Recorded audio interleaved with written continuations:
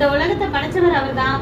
ஒண்ணு கிடைக்கலன்னு திட்டுறதோ இல்லாட்டி என்னையெல்லாம் எதுக்குதான் படைச்சாரோ, என்னத்த பண்ணாரு எனக்கெல்லாம், அப்படி இப்படி அவரை திட்டுறதுக்கு நம்மளுக்கு என்ன கிடையாது, உரிமையே கிடையாது. சில பேர் ஒரு கஷ்டம் வந்தானே அவரு கண்ணு இல்லையா காது இல்லையா அப்படிலாம் சொல்லுவாங்க. ஆனா இவங்க பாவம் பண்ணும் போது அதே கண்ணோட பாத்துக்கிட்டு தானே தேவன் இருப்பாரு, அதெல்லாம் மறந்துடுவாங்க.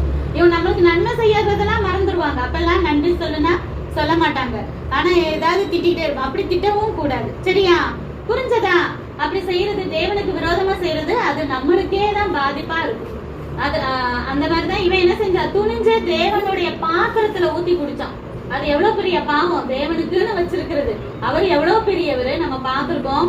அவர் எவ்வளவு பெரிய ஞானம் உள்ளவர். அங்க வானத்துல அவர் உட்கார்ந்து இருக்காருன்னா பாதம் இங்க கீழே இருக்குமா, அவ்வளவு பெரிய தேவனுக்கு படைச்ச பாத்திரத்துல நம்ம ஊத்தி குடிக்க முடியுமா? நம்மளுக்கு என்ன அவ்வளவு தகுதியா இருக்கு? அப்ப துணிஞ்ச அந்த